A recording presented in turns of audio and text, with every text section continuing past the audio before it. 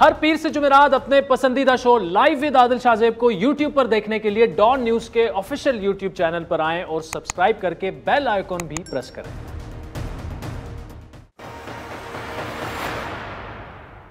अस्सलाम वालेकुम, मैं हूं आदिल शाहजेब। वज़ीर-ए-आज़म इमरान खान ने हुकूमत को दरपेश माशी मसाइल पर कौम को इत्तेमाद में लेते हुए अवाम को बताया है कि दुनिया भर में महंगाई है जिसका असर पाकिस्तान में भी पड़ रहा है। वज़ीर-ए-आज़म ने यह भी बताया कि तेल की कीमतें मजीद बढ़ेंगी, ये किसी के कंट्रोल में नहीं उनके बकौल, और अगर ऐसा ना किया गया तो मुल्क में जो खसारा है वो बढ़ेगा। साथ ही उन्होंने कौम को सर्दियों में गैस के बहरान के लिए तैयार रहने के अहकामात भी जारी कर दिए। मैं आज आपको कह रहा हूं कि हमें पेट्रोल बढ़ाना पड़ेगा, क्योंकि हम अगर पेट्रोल नहीं बढ़ाते तो हमारा खसारा बढ़ता जा रहा है, और खसारा आगे बोझ पड़ा हुआ है हमारे कर्जों के ऊपर जिनका सूद देना पड़ता है। तो हमें थोड़ा पेट्रोल की कीमत बढ़ानी पड़ेगी। मैं आज आपको कह रहा हूं, अभी सर्दियां आ रही है और हमें गैस का मसला आने वाला है। वज़ीर-ए-आज़म इमरान खान ने 2 करोड़ खानदानों के लिए 120 अरब के पैकेज का और इसके अलावा 40 लाख खानदानों के लिए बिला सूद कर्जों का ऐलान किया। 6 माह तक पैकेज के तहत घी, आटा और दाल की कीमतों पर 30% रियायत मिलेगी। खिताब में इमरान खान ने इस पैकेज को मुल्क की तारीख का सबसे बड़ा फलाही पैकेज करार देते हुए कहा कि इस प्रोग्राम का मकसद मुल्क को फलाही रियासत की जानिब बढ़ाने के लिए एक कदम है।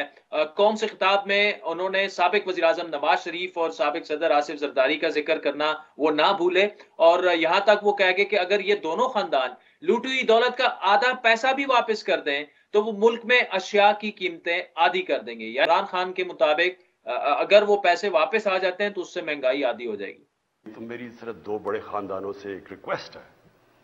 मैं आपसे बल्कि रिक्वेस्ट करता हूं कि 30 साल में जो आप 2 खानदानों ने पैसा चोरी करके मुल्क से बाहर लेके गए हैं, आधा भी आप पैसा पाकिस्तान ले आए।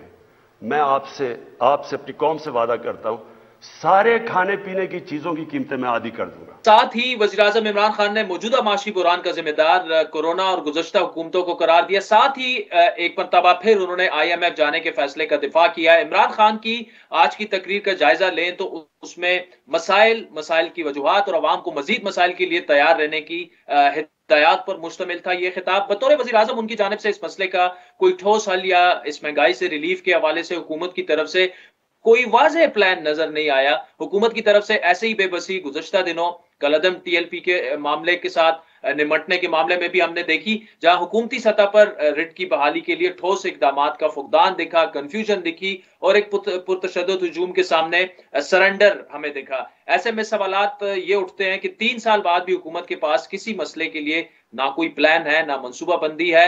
हुकूमती नाकामी की क्या ये एक वाज़ेह इकरार और ऐलान नहीं? इन तमाम मामलात पर बात करेंगे। वज़ीर मुमलिकत बराए इत्तलात और नशरियात फ़ारूक हबीब साहब हमारे साथ मौजूद हैं, जबकि आगे चलकर साबिक वज़ीर तिजारत खुर्रम दस्तगीर भी हमें ज्वाइन करेंगे। फ़ारूक हबीब साहब, thank you so much for joining us. वज़ीर-ए-आज़म ने सब्सिडी प्रोग्राम तो एक लॉन्च कर दिया है 13 करोड़ अवाम के लिए, लेकिन ये लॉन्ग टर्म स्ट्रेटेजी तो नहीं हो सकती। वक्ती तौर पर शायद उन्हें कुछ हेल्प हो जाए, मसला हल हो जाए, लेकिन इसे हम मुस्तकिल हल तो नहीं कह सकते। वज़ीर-ए-आज़म इमरान खान साहब ने एक पाकिस्तान की तारीख का सबसे बड़े फलाही प्रोग्राम का जो है वो ऐलान आज किया है। खास तौर के ऊपर वो 2 करोड़ खानदान जिनके ऊपर मैं समझता हूँ जो आलमी सतह के ऊपर एक महंगाई आई हुई है, उसकी वजह से उनके ऊपर एक बहुत बड़ा बोझ पड़ गया था, उनको एक बहुत बड़ा रिलीफ इससे मिलेगा।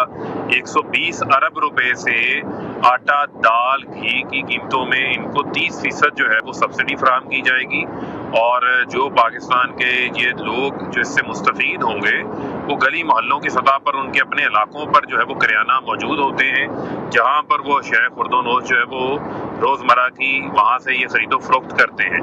तो मैं समझता हूँ कि उनके लिए एक बहुत बड़ी एक सहूलत कायम होगी इस हवाले से। और वज़ीर-ए-आज़म साहब ने जो है वो इस तमाम जो आलमी सतह के ऊपर महंगाई आई हुई है, जिससे 50 साला महंगाई के रिकॉर्ड टूट गए हैं, आप चाहे अमेरिका हो, बरतानिया हो, फ्रांस हो, चाइना हो, हर दुनिया के हर मुल्क के अंदर जो है वो कीमतों के अंदर जो है वो इजाफा हुआ है।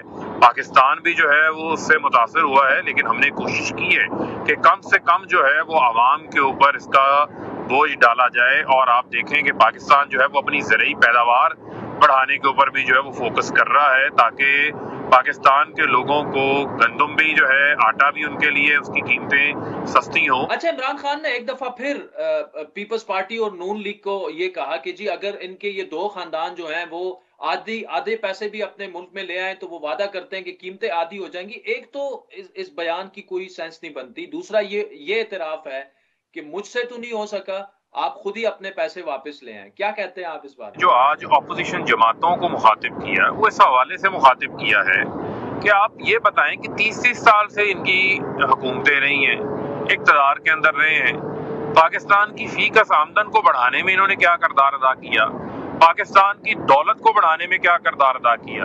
عادل شاہ زیب صاحب، پاکستان کے پچھلے 30 سال کے اندر ایگریکلچر کے اوپر کسی قسم کی کوئی توجہ نہیں دی گئی۔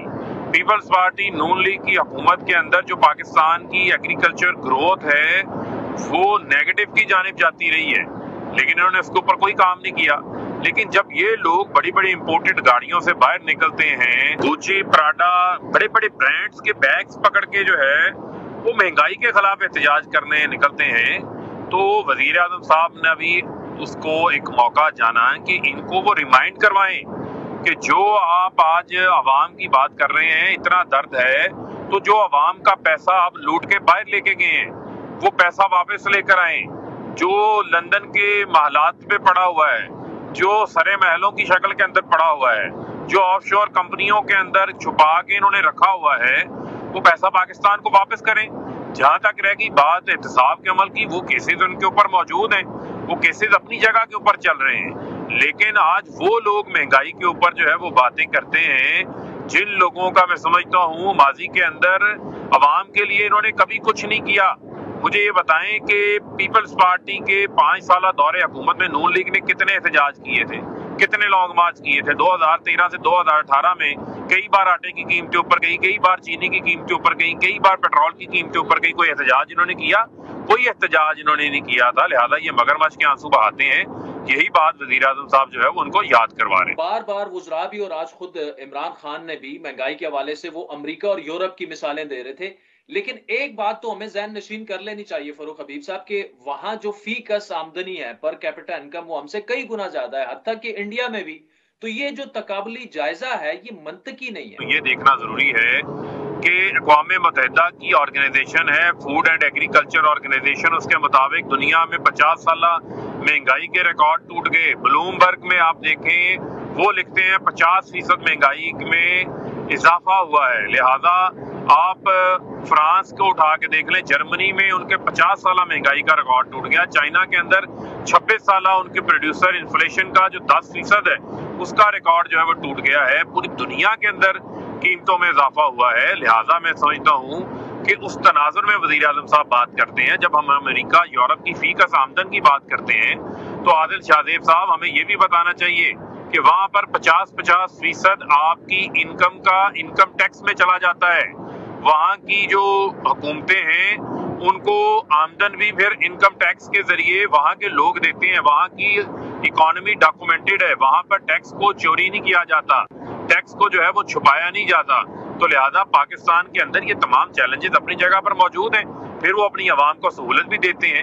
لیکن جب ہم قیمتوں کا کمپیریزن کر رہے ہیں تو پاکستان کے اندر قیمتوں کے کمپیریزن کے ساتھ ہم فی کس آمدن کا اس طرح کمپیریزن نہیں کر سکتے جس طرح وہاں پر ہے۔ وہاں کی معیشتیں کتنی بڑی ہیں، ان کی جی ڈی پی کتنی بڑی ہے۔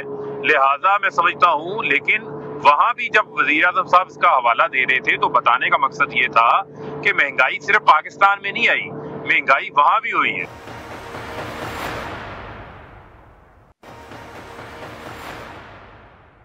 ٹی ایل پی کے معاہدے کی اگر بات کریں کہ اس سے ریفلیکٹ یہ ہوا، ریاست ایک کمزور ریاست کے طور پر سامنے آئی۔ یعنی چند دن پہلے جس جماعت نے پولیس اہلکاروں کو دن دہاڑے تشدد کر کے شہید کیا، پھر وفاقی وزراء نے اسے عسکری جماعت کا لیبل ان پر لگایا، اور آخر میں ریاست خود ہی معاہدہ کر کے، وہ بھی خفیہ معاہدہ، یہ ساری جو ہے، یہ جو پورا پروسیس ہے، اس سے ایک ناکامی، failure of the government reflect ہو رہا ہے۔ ناموس رسالت صلی اللہ علیہ وآلہ وسلم کا جو معاملہ ہے، اس کو ریاست بھرپور انداز سے دنیا کے سامنے اس کو پیش کیا ہے۔ وزیر اعظم عمران خان صاحب نے، اگر آپ کو اچھی طرح یاد ہو، چاہے وہ اقوام متحدہ کا فورم ہو، چاہے وہ اسلامی تعاون کے جو ہماری سربراہان کی ممالک کی OIC کا فورم ہے اس کے اوپر بھی انہوں نے یہ بات اٹھائی. خاص طور کے اوپر جب یہ فرانسیسی صدر کا معاملہ آیا تو وزیر اعظم عمران خان صاحب نے بڑا سخت موقف اس حوالے سے اختیار کیا اور ناموس رسالت کے حوالے سے پوری دنیا کو جو ہے وہ قانون سازی کے اوپر انہوں نے جو ہے وہ قائل کرنے کی کوشش کی، اور اس کوشش کو ہم ابھی بھی جاری رکھے ہوئے ہیں، کیونکہ ہمارے نبی پاک صلی اللہ علیہ وآلہ وسلم کے ساتھ جو محبت ہے وہ جذباتی لگاؤ ہمارے دلوں کے اندر ہے. 1.5 ارب سے زائد دنیا کے اندر مسلمان بسنے والے ہیں. یہی بات ہم پاکستان کے اندر بھی تمام جو فورسز موجود ہیں ان کو اس کے اوپر قائل کرنے کی کوشش کرتے ہیں، اور TLP کو بھی ہم نے یہی بات کی کہ ریاست اس معاملے کو بھرپور انداز سے دنیا کے سامنے پیش کر رہی ہے. میں سمجھتا ہوں کہ پاکستان کے اندر امن جو ہے اس کو قائم کرنے کے حوالے سے آپ کو 4 بار 5 بار بھی اگر آپ کو معاہدہ کرنا پڑتا ہے تو میں سمجھتا ہوں کہ اس میں کسی قسم کا کوئی مضحکہ نہیں ہونا چاہیے. وہ لوگ جو کسی تشدد کے راستے پر چل پڑے ہوں ان کو اگر آپ قائل کریں اور ان کو امن کی طرف لے کر آئیں تو میں سمجھتا ہوں کہ اس میں ملک کے جید علماء نے کردار ادا کیا ہے. عمران خان تو ہمیشہ سے شفافیت کے قائل رہے ہیں، یہاں اتنی سیکریسی کیوں اس معاہدے میں؟ کیا وجہ ہے کہ یہ مندرجات جو ہیں، معاہدے کی تفصیلات جو ہیں وہ عوام کے سامنے نہیں رکھی جا رہی؟ پاکستان کی قومی سلامتی، پاکستان کی معاشی استحکام، ہم نے ان تمام چیزوں کو مد نظر رکھنا ہے. آپ کے علم میں ہوگا کہ جب لال مسجد کا معاملہ چل رہا تھا تو پہلے کہتے تھے آپریشن کرو، آپریشن ہو گیا، اس کے بعد کا اتنے لوگ جو ہے وہ مر گئے. لہذا میں سمجھتا ہوں کہ ریاست ہمیشہ کوشش کرتی ہے کہ ریسٹرینٹ کا مظاہرہ کرے اور لوگوں کو جو احتجاج کر رہے ہیں ان کو قائل کرے. پرتشدد احتجاج کی کسی صورت بھی ہم بھی قائل نہیں ہیں، نہ ہم اس کو انکریج کرنا چاہتے ہیں. اس کی ہم نے کھلے عام جو ہے وہ مذمت بھی کی ہے، اور اس حوالے سے جنہوں نے میں سمجھتا ہوں کہ قانون کو اپنے ہاتھ میں لیا ہے، قانون کے مطابق ان کے اوپر بھی جو ہے وہ کارروائی ہوگی. لیکن میں سمجھتا ہوں اس وقت ایک اسٹیئرنگ کمیٹی جو ہے وہ بن چکی ہے، ملک کے جو ہے وہ جید علماء نے اس کے اندر جو ہے وہ اپنا کردار ادا کیا ہے. تو لہذا میں سمجھتا ہوں کہ ہمیں ملک کے دیر پا امن کو سامنے رکھنا ہے، اور ہم نے ملک کو کوشش کرنی ہے کسی ایسے تصادم کی طرف نہ لے کر جائیں جس سے خدا نہ خواستہ انسانی جانوں کا بڑی سطح کے اوپر جو ہے وہ ضیاع ہونے کا خدشہ ہو. تو لہذا اس تمام معاہدے کی جو ہے وہ تفصیلات بھی جو ہے وہ سامنے آ جائیں گی، لیکن یہ تمام چیزیں جو ہیں وہ پاکستان کے آئین اور قانون کو سامنے رکھتے ہوئے ہی کی جا رہی ہیں. وفاقی وزراء کے بیانات، پھر ان بیانات میں تضادات نے اس اساس مسئلے پر حکومتی مشینری کا یک زبان نہ ہونا وہ بڑا شرمندگی کا باعث آپ کے لیے بنا، اور عمران خان کو وزراء کو بیان بازی سے روکنا پڑا. ایسا کیوں ہوتا ہے کہ اہم موضوعات پر وفاقی وزراء ایک پیج پر نظر نہیں آتے اور خود اپنی حکومت کے لیے شرمندگی کا باعث بنتے ہیں؟ اختلاف رائے ہے وہ بھی جمہوریت کا حسن ہے. لوگوں کے اپنے ذاتی ویوز ہوتے ہیں، ان کے اپنے خیالات بھی ہوتے ہیں، اپنی پوزیشنز بھی ہوتی ہیں، لیکن بعض اوقات ایسے قومی اہمیت کے معاملات ہوتے ہیں جس طریقے سے آپ کے علم میں ہے کہ ملک کے اندر جو ہے وہ سٹیبلٹی قائم کرنا، ملک کو بدامنی سے بچانے کے حوالے سے، قومی سلامتی کے حوالے سے آپ بہت ساری جگہوں کے اوپر آپ کو اپنے ویوز کو کے علاوہ دوسروں کے ویوز کا بھی احترام کرنا پڑتا ہے، اور قومی سوچ جو ہے اس کو اختیار کرنا پڑتا ہے، قومی سوچ کو وزن دینا پڑتا ہے. لہذا میں سمجھتا ہوں پاکستان میں وزیر اعظم عمران خان، ان کی کابینہ کے جتنے بھی وزراء ہیں وہ اس حوالے سے میں سمجھتا ہوں کہ بڑے جو ہے وہ کلیئر ہیڈڈ ہیں، اور میں سمجھتا ہوں کہ امن قائم کرنے کے حوالے سے جو ہے وہ ہم نے اپنی کوششوں کو جو ہے وہ جاری رکھنا ہے، اور ہم نے یہ کوشش کرنی ہے کہ لوگوں کی جان مال کی جو ہے وہ حفاظت ہے اس کو ہم یقینی بنا سکیں. اچھا، اتحادی جماعتوں سے وزیر اعظم کی کل ملاقات ہوئی، ان کے گلے شکوے تو شروع دن سے ہے لیکن اب کافی سیریس ہو گئے. جب کوئی ملاقات ہوئی تو گلوں شکووں کے وہ باہر میڈیا میں بھی انبار لگا دیتے ہیں. اتحادی کیوں آپ سے ابھی تک مطمئن نظر نہیں آتے؟ ایم کیو ایم بھی اب کھل کر عدم اعتماد کا اظہار کرنا شروع ہو چکی ہے. ان اتحادیوں کے ساتھ ہم 3.25 سال کا ہماری حکومت جو ہے وہ اپنا عرصہ گزار چکی ہے، اور تمام جماعتیں ہیں ان کے اپنے اپنے نظریات بھی ہیں اور انڈیپینڈنٹ جماعتیں ہیں، لیکن وہ حکومتی اتحاد کا حصہ ہیں. تو ہم یہ نہیں کہہ سکتے کہ وہ اپنا اگر کسی معاملے کے اوپر ان کا اختلاف ہے تو وہ اس کا اظہار رائے نہ کریں. اچھی بات ہے، اظہار رائے ہوتا ہے، اور اظہار رائے ہونے کے بعد آپ ان کی جو ویوز ہیں کہ کسی معاملے میں ان کا اگر ریزرویشنز ہیں، تحفظات ہیں، یا کسی معاملے پر ان کی کوئی مثبت رائے ہے वज़ीर आज़म साहब हमेशा उसको जो है वो वज़न भी देते हैं, उसको मलूज़े खाते भी रखते हैं, और इत्तेहादियों के साथ, उनके नुमाइंदगान के साथ वज़ीर आज़म इमरान खान साहब की मुसलसल जो है वो मुलाकातें भी होती रहती हैं। लिहाजा मैं समझता हूँ कि हुकूमत के ऊपर उनको हर किस्म का जो है वो एतमाद भी है। फारूक हबीब साहब, thank you so much for joining us. नाज़रीन, वक्त हो चाहता है एक ब्रेक का, जिसके बाद इंजीनियर खुर्रम दस्तगीर हमें ज्वाइन करेंगे।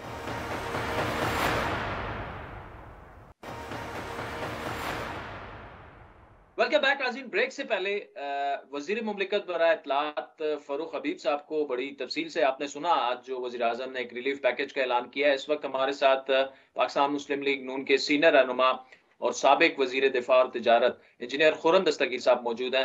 खुर्रम दस्तगीर साहब, thank you so much for joining us. Imran Khan साहब ने खिताब किया और उन्होंने ये माना कि महंगाई है, वाकई है। उन्होंने 2 करोड़ अवाम के लिए, लोगों के लिए एक रिलीफ पैकेज का ऐलान भी किया, और इतनी बड़ी तादाद के लिए ऐसा पैकेज लेके आना, हमें बड़े बड़े कम मिसालें उसकी मिलती हैं। उसका एक मतलब तो ये है कि 2 करोड़ खानदान जो हैं तकरीबन वो गुर्बत की लकीर से नीचे चले गए हैं। लेकिन ऑन द अदर साइड ये है कि इमरान खान साहब ये भी रिफ्लेक्ट करवा रहे हैं कि हुकूमत जो है वो उन लोगों के बारे में कंसर्न भी है। Over to you sir. जब से इमरान खान की हुकूमत आई है वो बस खुद एक तकलीफ पैकेज है आवाम के। मुस्तकिल तौर पे जिस तरह ये दवाइयों से शुरू हुए थे, आपके नाजरीन को याद होगा, दवाइयों से मामला चीनी पर गया, फिर आटे पर आया, फिर घी पर आया, LNG पर आया, बिजली पर आया, उसके बाद गैस पर आया। अब ये अजीब रिलीफ पैकेज वाली तकरीर थी जिसमें ये भी नवीद सुनाई गई कि पेट्रोल बढ़ाना पड़ेगा और गैस नहीं होगी इस मौसम सरमा में। दूसरा ये है आदिल साहब कि हमें इस पे बड़ा गौर करना है कि क्या खैरात से या सब्सिडी से गुर्बत खत्म होती है? गुर्बत खत्म नहीं होती। जिस तरह कश्मीर मिली नगमों से आजाद नहीं होगा और करप्शन तकरीरों से ठीक नहीं होगी, इसी तरह गुर्बत का हल जो है वो सब्सिडी नहीं हो सकता कभी। मैं सिर्फ एक कंपैरिजन बता दूं कि मुस्लिम लीग नून के जो 4 साल थे हुकूमत के 2014 से 18, उसमें महंगाई 4% से कम थी, बल्कि एक साल 2.8% थी। ये था पाकिस्तान की तारीख का सबसे बड़ा रिलीफ पैकेज, और सिर्फ 2 करोड़ पाकिस्तानियों के लिए नहीं था, 22 करोड़ पाकिस्तानियों के लिए था कि एक ऐसी हुकूमत आई जिसने अशियाए जरूरत की जो चीजें थी उनकी कीमत कंट्रोल की। उसने चीनी की कीमत कंट्रोल की। मतलब चीनी की बड़ी अच्छी मिसाल है कि जिस दिन हमारी हुकूमत आई चीनी 55 रुपए किलो थी। जिस दिन हमारी हुकूमत ने अपनी मुद्दत पूरी की चीनी 53 रुपए किलो थी, यानी 2 रुपए किलो कम थी 5 साल गुजरने के बाद, क्योंकि हम उसको मैनेज कर रहे थे। इसी तरह ये एक अजीब बात है। ये असल में आज का जो पैकेज इमरान खान साहब ने दिया है, ये इनकी नालायकी और बद इंतजामी और जो उनकी हुकूमत मुस्तकिल तौर पे माफियाज की सरपरस्ती कर रही है, उसका इश्तिहार है कि जनाब आपसे मुल्क तो कंट्रोल होता नहीं है, मुशत चलती नहीं है, लिहाजा जो है आप इस तरह के जो स्टंट्स हैं उसके जरिए जो है आप ये कहने की कोशिश करें कि आप आवाम को फायदा पहुंचाएंगे। भाई बात यह कि 2 करोड़ लोगों के अलावा भी तो पाकिस्तान के अवाम ने घी खरीदना है ना, जो आज 400 रुपए किलो है। उन 2 करोड़ के अलावा भी तो चीनी खरीदनी है जो आज 113 रुपए किलो, बल्कि पेशावर में आज 145 रुपए किलो चीनी बिक रही है बिकॉज चीनी की शॉर्टेज है। और जो इसके साथ जुड़ी हुई बात है मैनेजमेंट की, वो ये है कि 3 साल पहले तक पाकिस्तान इसी मुल्क में, इसी मिट्टी में, इसी क्लाइमेट में, इसी किसान के साथ पाकिस्तान में गंदुम वाफर थी, इसी पाकिस्तान में चीनी वाफर थी। अच्छा खुर्रम साहब, आपने बड़ी तफसील से वाज़े अल्फाज में वो बहुत से ऐसे मामलात हैं जिसमें मैं भी एग्री करूंगा कि उसे मिसमैनेज किया गया है पिछले 3 सालों में। लेकिन देखिए अब तो इस वक्त पाकिस्तान जहां खड़ा है तो 2 करोड़ लोगों के लिए कुछ ना कुछ तो आ रहा है ना। अगर रिलीफ पैकेज का ऐलान ना भी करते तो उन्होंने तो अपनी जिंदगी उसी तरह गुजारनी है। साथ में उन्होंने जो सेहत कार्ड का कहा, अब कुछ इकदामात तो ऐसे हैं कि जो सराहे जाने चाहिए। मतलब जो एक बेनजीर इनकम सपोर्ट प्रोग्राम था जो कि अब सानिया निश्तर साहिबा चला रही हैं, सेहत इंसाफ कार्ड वो बन गया है। تو کچھ نہ کچھ ریلیف تو غریب عوام کو آ رہا ہے نا، کسی نہ کسی صورت میں تو آ رہا ہے. یہ جو ہمارے انکم سپورٹ پروگرامز ہیں، آپ کے ناظرین کو بتا دوں کہ ابھی تک بے نظیر انکم سپورٹ کے نام سے ہی سرکار کے کاغذوں میں ہے. اس حکومت میں اتنی اہلیت بھی نہیں ہے کہ اس کا نام ہی بدل سکتا. ابھی تک بجٹ پیپرز میں اسٹل ریٹن ایز BIS. لیکن یہ غریب ترین لوگوں کے لیے ایک لائف لائن سپورٹ ہے، یعنی ان کی زندگی کا جو دھاگا ہے وہ نہ ٹوٹے. یہ کسی طرح سے بھی پاکستان میں غربت ختم کرنے کا یہ پیکج نہیں ہو سکتا. اگر آپ ان کو ریلیف دیں گے، بڑی اچھی بات ہے، دینا چاہیے، اور لیکن جو اگر یہ مہنگائی کے حل کے طور پہ جو پیش کیا جا رہا ہے نا، ہمیں اس پر اعتراض ہے. یہ پیکج جو صرف 120 ارب روپے کا ہے، یہ پاکستان میں مہنگائی کا حل نہیں ہے. جو ایشوز سالو کرنے کے تھے وہ عمران خان صاحب کی چونکہ پہلے دن سے اپروچ ہی غلط ہے. ان کا یہ خیال تھا کہ جی سڑکیں بنانے سے قومیں نہیں بنتی، لیپ ٹاپ دینے سے قومیں نہیں بنتی. انہوں نے جو اس کا آلٹرنیٹو دیا، انہوں نے یہ کہا کہ جی ہم مرغی دیں گے، ہم کٹے دیں گے، ہم زیتون دیں گے، ہم انڈے دیں گے. تو وہ جو مرغی کٹے زیتون والا آلٹرنیٹو تھا وہ تو ناکام ہو گیا. اور دوسرا دیکھیں نا، وہی بات ہے کہ آپ نے سپلائیز بھی مینج کرنی ہے، آپ نے مارکیٹ کی جو ایکسپیکٹیشنز ہیں وہ مینج کرنی ہے. غلط فیصلے کر کے مثلا 11 لاکھ ٹن چینی ایکسپورٹ کرنے کا بیک وقت اجازت دے دی عمران خان کی کابینہ نے، جس کی وجہ سے آج تک ہم چینی کی قیمتیں سنبھال نہیں پائے. اور مجھے یہ بڑا دکھ ہے، میں خود چونکہ منتخب نمائندہ ہوں، کہ عوام کی یہ توہین ہے کہ ان کو بار بار بتایا جائے کہ جی ہندوستان میں سستا ہے، جی بنگلہ دیش میں سستا ہے.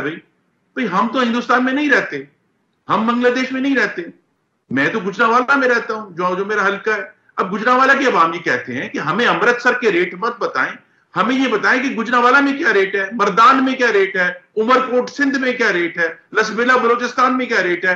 اور وہاں پاکستان کی چونکہ اگر آپ غور کریں واحد ملک ہے پچھلے 3 سالوں میں جس کا GDP پر کیپٹا جو ہے وہ 314 ارب ڈالر پر ہم چھوڑ کر گئے تھے، وہ گھٹ کر 265 ارب ڈالر رہ گئے. تو پاکستان کا جو GDP ہے، باقی سب ملکوں کا GDP اوپر جا رہا ہے، ہمارا GDP کی لائن نیچے گئی ہے. اور جب GDP کی لائن نیچے گئی ہے تو پاکستان کا ہر شہری غریب تر ہوا ہے، اس کی جو یہ اشیاء ضرورت خریدنے کی جو صلاحیت ہے وہ کم ہوئی ہے. اور اس کا نتیجہ یہ ہے کہ صرف 2 کروڑ نہیں، پاکستان میں اب کروڑوں لوگ بھوکے ہیں. کروڑوں لوگ ایسے ہیں جنہیں یہ فیصلہ کرنا پڑتا ہے کہ انہوں نے بجلی کا بل دینا ہے یا اپنے ماں باپ کی دوائیاں خریدنی ہے. اور کروڑوں لوگ ایسے جنہیں فیصلہ کرنا پڑتا ہے کہ انہیں بچوں کی اسکول کی فیس دینی ہے یا ان بچوں کو روٹی کھلانی ہے. تو جب اس قسم اور یہ معاملہ دیکھیے آج کے پیکج کے بعد کسی طرح بھی مہنگائی کنٹرول کرنے کا یہ پیکج نہیں ہے. اور اس کا مطلب یہ ہے کہ یہ جو مہنگائی بڑھ رہی ہے پچھلے 27 مہینوں سے، یہ بڑھتی جائے گی. فوڈ انفلیشن جو پاکستان میں اب اس مہینے اور اس ہفتے جو ہے پچھلے ہفتے کے مقابلے میں ہائیسٹ انفلیشن ریٹ اب آنا شروع ہو گیا ہے، ایک سال کا 9.8%. اس کا مطلب ہے مہنگائی بڑھتی جائے گی. تو یہ ٹھیک ہے، آپ نے کچھ پاکستانیوں کو ریلیف دیا ہے، لیکن جو پاکستانیوں کی بہت بڑی تعداد ہے جو لوور مڈل کلاس ہے، جو غریب ہے، اب ان کے لیے تو یہ قیامت اس کا عمران خان نام ہے. جو تکلیف پیکج ملا ہے 2018 سے لے کر اب تک، وہ تکلیف تو جاری رہے گی. اچھا خرم صاحب دیکھیں، یہ سارے مسائل اپنی جگہ پر موجود ہیں، لیکن مہذب ممالک میں کیا ہوتا ہے، اسپیشلی ویسٹرن ڈیموکریسیز میں ہم نے دیکھا ہے کہ ایک شیڈو گورنمنٹ ہوتی ہے، شیڈو فائنانس منسٹر ہوتے ہیں، شیڈو ان کی اکنامک پالیسیز بھی ہوتی ہیں. ہماری اپوزیشن جو ہے وہ تو اس میں ہم نے پھنسی ہوئی دیکھی کہ جی نیب کے کیسز آپ ختم کریں، ادھر مہنگائی کے خلاف روڈ پہ مارچ ہے، ادھر جلسہ ہو رہا ہے، ادھر وہ ہو رہا ہے. کوئی کنکریٹ ایسی ایک فائنینشل جو ایک شیڈو پالیسی ہے وہ ایک بکلٹ کی صورت میں آپ سامنے لے آئیں کہ جی this is where the government went wrong, ہمارے پاس یہ پالیسی ہے اور ملک کو، اکانومی کو اس طرح سے مینج کرنا چاہیے. جی بڑا واضح ہے، اس میں کوئی راکٹ سائنس نہیں تھی. PMLN کے پاس سب سے بڑی پالیسی یہ ہے اللہ تعالیٰ کے کرم سے کہ نواز شریف کے پاس ایسے لوگوں کی ایک ٹیم موجود ہے، پڑھے لکھے لوگوں کی جو دنیا کی یونیورسٹیوں سے پڑھے ہوئے ہیں، जिन्होंने मुल्क को मैनेज करके दिखाया है, जिन्होंने IMF प्रोग्राम के बावजूद 4% महंगाई को कंट्रोल करके दिखाया है, जिन्होंने चीनी और आटे की सप्लाईज को मैनेज करके दिखाया है। और वो हमारी पॉलिसी ये है कि ये जो भयानक गलतियां और माफिया की सरपरस्ती इमरान खान साहब फरमा रहे हैं, आप ये देखिए ना कि वो शख्स जो कहता था कि टैक्स एमनेस्टी पाकिस्तान के ईमानदारों के मुंह पर एक तमांचा है, पाकिस्तान की तारीख की तवील तरीन टैक्स एमनेस्टी रियल एस्टेट को इस हुकूमत ने दी है, और अभी तक जारी, आज तक जारी है वो एमनेस्टी।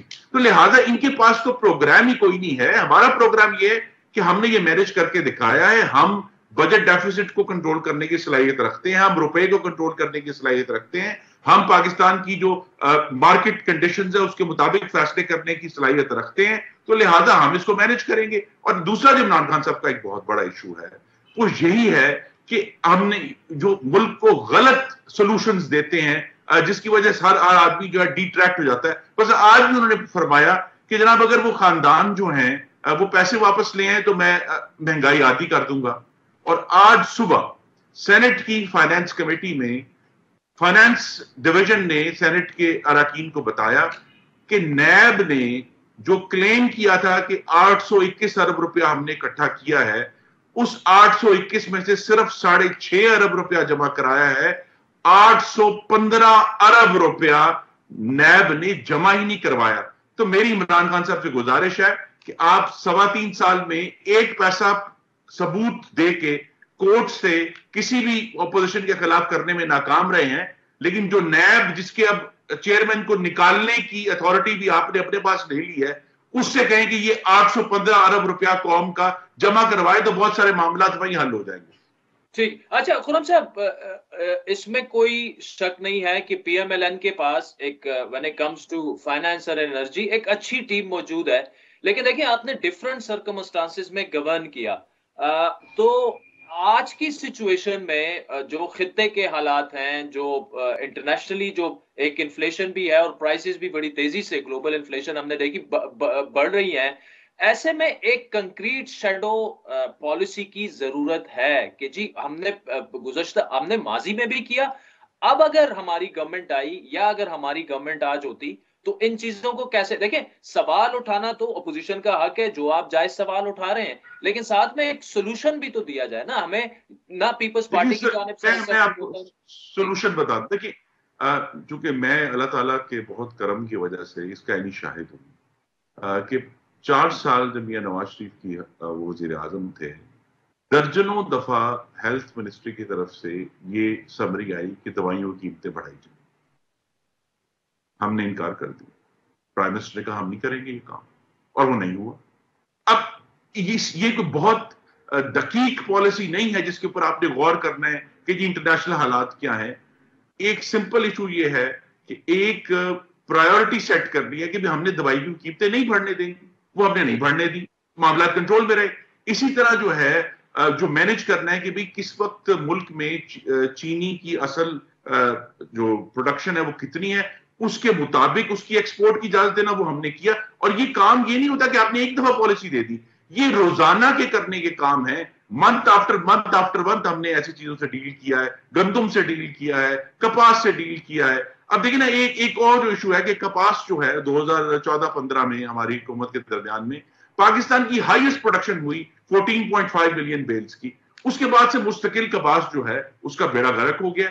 अब अगर हुकूमत की प्रायोरिटी थी तो ऐसे मामलात को ठीक करते, लेकिन इमरान खान साहब की जो प्रायोरिटी ये है कि मैंने ऑपोजिशन को जेल में डालना है, मैंने उनको जो है वो मतून कर रहे हैं, अपने बुग्स का इंतकाम लेना है, जिसकी वजह से उनको एक तो उनका फोकस नहीं है, उन्हें गालिबन समझ में नहीं है। क्योंकि एक बात शादिब साहब वो ये है कि इशू हमें नजर आया है कि इमरान खान साहब की जितनी भी पोस्ट क्रिकेट उनकी जो जिंदगी है वो दुरुस्त तौर पर उन्होंने बड़ा अच्छा काम किया, चंदा और खैरात इकट्ठा किया अपने अस्पताल के लिए, लेकिन वो जो माइंडसेट है चंदा और खैरात इकट्ठा करने का, उस माइंडसेट से हमें नजर आ गया है 3.25 साल में कि पाकिस्तान चल नहीं सकता, चल नहीं रहा और नहीं चलेगा। ठीक, अच्छा मुझे खुरम साहब ब्रीफली ये बता दीजिएगा कि आज प्राइम मिनिस्टर साहब ने ये एक्सेप्ट किया कि सर्दियों में गैस की लोड शेडिंग होगी या गैस का वो हमें कम होगा, تو اس پر PMLN کی ٹیک کیا؟ کیونکہ دیکھیں ہم نے سردیوں میں دیکھا کہ سردیوں میں جب بھی پاکستان میں سردیاں آئیں تو گیس کا ایشو بڑھ جاتا ہے. آپ کیا سمجھتے ہیں؟ چاہیے تھا عمران خان صاحب کو چاہیے تھا کہ وہ نواز شریف کا پوری قوم کے سامنے شکریہ ادا کرتے کہ وہ لانگ ٹرم معاہدہ قطر کے ساتھ کر کے چلے گئے، جس میں سے 7 آج پاکستان کے پاس صرف 9 لوڈز ہیں گیس کے، جن میں سے 7 وہ ہیں جس کا معاہدہ مسلم لیگ نون کر کے گئی ہے، جس کی بنیاد پہ شاہد عباسی کو، مفتاح اسماعیل کو جیل میں ڈالا گیا. لیکن آج پاکستان میں اگر کوئی گیس آ رہی ہے جس پر ہماری انڈسٹری کا اور ہمارے دوسرے سیکٹرز کا انحصار ہے، وہ مسلم لیگ نون کا کیا گیا طویل المدتی معاہدہ ہے. لیکن چونکہ عمران خان صاحب اتنی اخلاقی جرت نہیں ہے، وہ یہ کام کبھی نہیں کریں گے. لیکن یہ پھر وہی پالیسی کا ایشو ہے کہ اگر ہماری گورنمنٹ آئے گی تو ہم اس بات کو انشور کریں گے کہ پاکستان میں وہ گیس جس میں پائپ لائن ہماری بچھائی ہوئی، جس کے 2 LNG ٹرمینل ہمارے بنائے ہوئے، جس کے لانگ ٹرم معاہدہ ہمارا کیا ہوا، جس کی وجہ سے آج پاکستان میں اگر کچھ بھی چل رہا ہے وہ اسی وجہ سے چل رہا ہے، ہم اس کا انتظام مزید کریں گے. ان سے تو 3.25 سال میں نیا ٹرمینل نہیں لگا، ان سے 3.25 سال میں نئی پائپ لائن نہیں بچی. ان سے مس مینجمنٹ کی وجہ سے وہ لوڈ بھی وہ خرید نہیں سکے جو انہوں نے خریدنے تھے. تو ہم یہ سارے کام کرنے کے اللہ تعالیٰ کے کرم سے ہم نے پہلے کر کے دکھایا اور دوبارہ انشاءاللہ قوم کو کر کے دکھائیں. Khurram Dastgir Sahab thank you so much for joining us. ناظرین وقت ہوئے چاہتا ہے ایک بریک کا.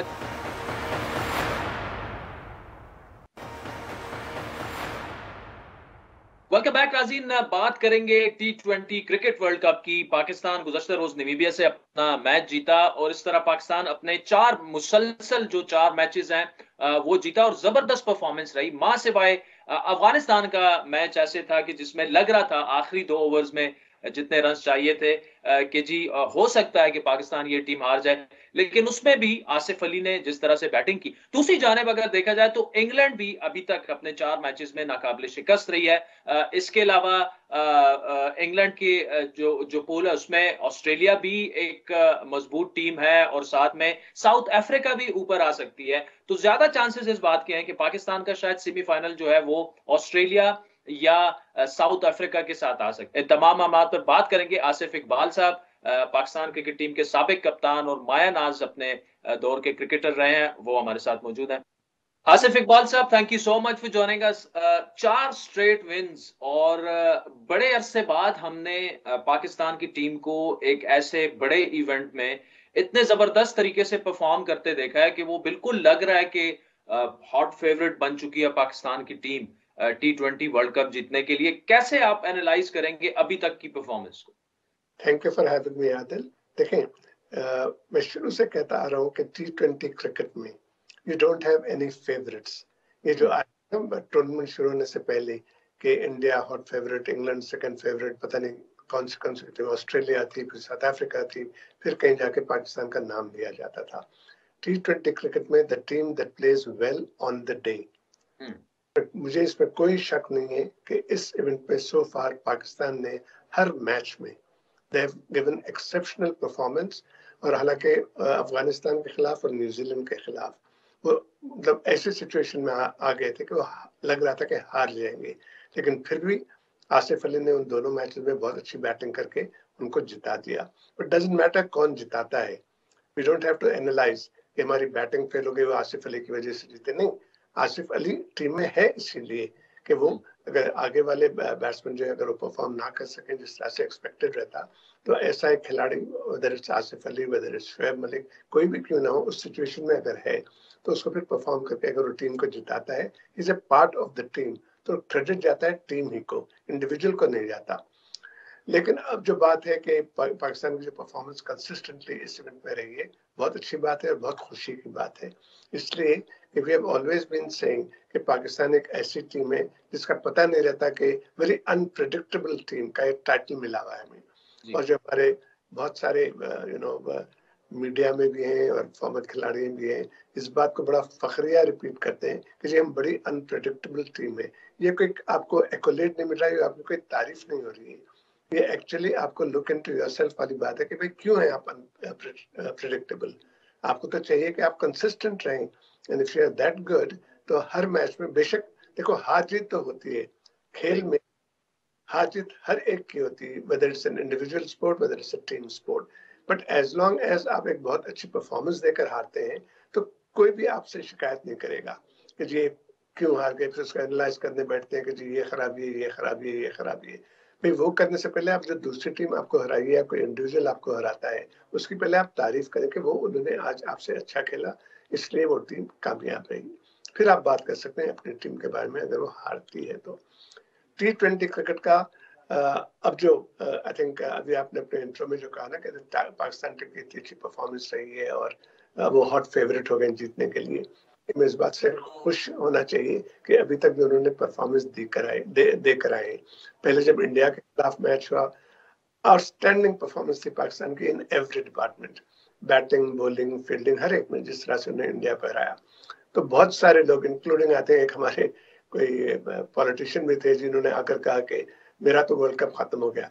नहीं, ये कोई बात है कहने की आप इंडिया से वर्ल्ड कप खेलने नहीं गए थे, आप वर्ल्ड कप खेलने गए, दूसरी और टीमें भी हैं वहां और आपको वर्ल्ड कप जीतने पर मुबारकबाद देना चाहिए। ये नहीं कि खाली एक मैच जीत गए तो आप कहेंगे जी मेरा तो वर्ल्ड कप खत्म हो गया, ये गलत बातें हैं। We have to educate through media जो फॉर्मर क्रिकेटर्स है, खासतौर पे जो जिन्होंने इंडिया के खिलाफ खेला हुआ है इन डिफरेंट फॉर्मेट्स में, एजुकेट करना चाहिए कि देखें एक मैच हारने और जीतने से आपकी टीम को कोई बहुत बड़ा तमगा नहीं मिल रहा है। आपको तमगा मिलेगा जब आप कंसिस्टेंटली जीतते हैं, whether it's test cricket, whether it's ODI, whether it's T20 cricket. ठीक, अच्छा आसिफ साहब ये बताइएगा कि ये तो पाकिस्तान टीम की परफॉर्मेंस होगी, उसके अलावा अगर हम इंग्लैंड को देखें तो वो भी बड़ा जबरदस्त तरीके से एक्सेप्शनल परफॉर्मेंस सामने आ रही है। तो इंग्लैंड और साथ में ऑस्ट्रेलिया, या क्या पाकिस्तान को टफ कंपटीशन जो है आगे जाके कौन सी टीम दे सकती है? अब तो अभी तक तो सेमीफाइनल डिसाइड नहीं हुए, लेकिन मोस्ट लाइकली ये होगा कि इंग्लैंड चूंकि अपने पोल में जो है वो टॉप नंबर पे होगा तो वो लेस लाइकली है कि पाकिस्तान के साथ उनका सेमीफाइनल आए। लेकिन पाकिस्तान के लिए चैलेंजिंग टीम्स कौन सी साबित हो सकती है? आदिल, अभी जब शुरू में जो मैंने कहा ना, हर टीम चैलेंजिंग होती है। आपको देख लें अफगानिस्तान जो अच्छी खेले, अफगानिस्तान ने आपको हरा दिया था ऑलमोस्ट जी, और न्यूजीलैंड ने हरा दिया था आपको ऑलमोस्ट। तो यू कांट से दैट कौन सी टीम आपको चैलेंज कर सकती है, हर टीम आपको चैलेंज करेगी। और जहां तक ताल्लुक दूसरे ग्रुप का है, I won't rule out south Africa coming into the picture for semifinals. वो भी उस ग्रुप में अभी south Africa is also in the Hunt for the place in semifinals. England outstanding cricket खेलते आए, वो अभी तक जितने भी मैचेस उन्होंने खेला है वो भी अपने ग्रुप के सारे मैचेस जीते हैं। तो लग तो ये रहा है कि दैट पाकिस्तान और इंग्लैंड का सेमीफाइनल्स तो नहीं होगा। अब आया ये देखने का है कि किसके साथ होगा। बट जिसके भी साथ हो, जब वो दूसरे ग्रुप की टीम सेमीफाइनल में पहुंचती है तो वो भी वहां पहुंचे हैं अच्छा खेल कर, और वो भी स्ट्रांग टीम होगी। तो पाकिस्तान को again all they have to do is just play the way they have been playing so far. They have played exceptionally good cricket in every department, and I think जो ये match New Zealand का अफगानिस्तान के खिलाफ होगा, that's going to be the decider actually कि इस group में कौन सी टीम आगे आएगी। I won't honestly मैं कोई मजाकियन बात नहीं कर रहा हूँ, मजाक का खैस बात नहीं कर रहा हूँ। I wouldn't be surprised अगर अफगानिस्तान सेमीफाइनल में आती है, because they are a good enough team। जिस तरह उन्होंने अभी तक खेला है बिल्कुल अपसेट कर सकते हैं न्यूजीलैंड को, because they are capable of it, they have got the talent, they have got the जज्बा जो होता है ना खेलने का, वो नजर आता है जब वो फील्ड पर खेलते हैं। तो इंशाल्लाह लेट्स होप एंड प्रे कि Pakistan will again perform as they have been performing. बिल्कुल, हमारी उम्मीदें भी हैं। अच्छा आसिफ इकबाल साहब, एक बड़ा अहम सब जो अक्सर मेरे जहन में भी आता है और आजकल उस पर बात भी हो रही, जब विनिंग कॉम्बिनेशन बन जाता है, जिस तरह पाकिस्तान ने 4 स्ट्रेट मैचेस जीते, क्या उसमें भी चेंजेस की गुंजाइश होती है, या आप भी समझते हैं कि वो स्कूल ऑफ थॉट ठीक है कि जिसमें मतलब एक आध प्लेयर शायद वो उस तरह से परफॉर्म ना कर पाए, लेकिन कॉम्बिनेशन नहीं, कोई चेंजेस नहीं करनी चाहिए अगर टीम कंसिस्टेंटली एक्सीलेंटली परफॉर्म कर रही? देखें, आई थिंक इसमें सबसे बड़ा रोल होता है कप्तान का। अगर कप्तान उस टीम से खुश है जो आपको जिता रही है, बेशक उसमें एक आध खिलाड़ी ऐसा है जो परफॉर्म नहीं कर रहा है, बट कप्तान को उसमें इतना फेथ और बिलीफ है कि दैट यही खिलाड़ी है जो कोई ना कोई मैच में जरूर परफॉर्म करेगा। अगर एक आध मैच या 2 मैच अगर हम हार गए होते तो जो एक आध खिलाड़ी की जो हम बात कर रहे हैं उसको कप्तान खुद कहना था कि इसकी कंट्रीब्यूशन इस मैच में कुछ नहीं है, اور ہو سکتا ہے اسی وجہ سے میچ ہارے تو ہم کسی اور کو ٹرائی کریں گے. As I said earlier, all depends on the captain. اگر اس کو فیتھ ہے اور وہ بلیو کرتا ہے کہ کرنٹ ٹیم جو ہے کنسسٹنٹلی جیتتے آ رہی ہے، بے شک مشکل میچز بھی جیتی ہے، کافی مشکل حالات میں رہ کر بھی جیتی ہے، تو then why disturb it, they are happy. آپ کو باڈی لینگویج سے لگتا ہے ٹیم جب فیلڈ پر کھیلتی ہے کس طرح سے جلد ہے. اور I mean personally I think yes there is one player in particular جس کو آپ کہہ سکتے ہیں کہ بھئی اس کے بجائے ایکس کی جگہ وائی کو لانا. لیکن on the other hand as I said earlier, کپتان کو اگر اس پہ بھروسہ ہے، کانفیڈنس اتنا ہے کہ دیٹ وہ ضرور پرفارم کرے گا، اور اگر وہ پرفارم نہ بھی کرتا ہے اور آپ کی ٹیم جیت رہی ہے، then you know I don't think there's any cause or any reason to change. Asif Iqbal صاحب، thank you so much for joining us. ناظرین، آج کے پروگرام پر آپ کے فیڈ بیک کے منتظر رہیں گے. ہمارا ٹویٹر ہینڈل ہے @عادل شاہ زیب. مجھے میری ٹیم سمیت اجازت دیجیے. خدا حافظ.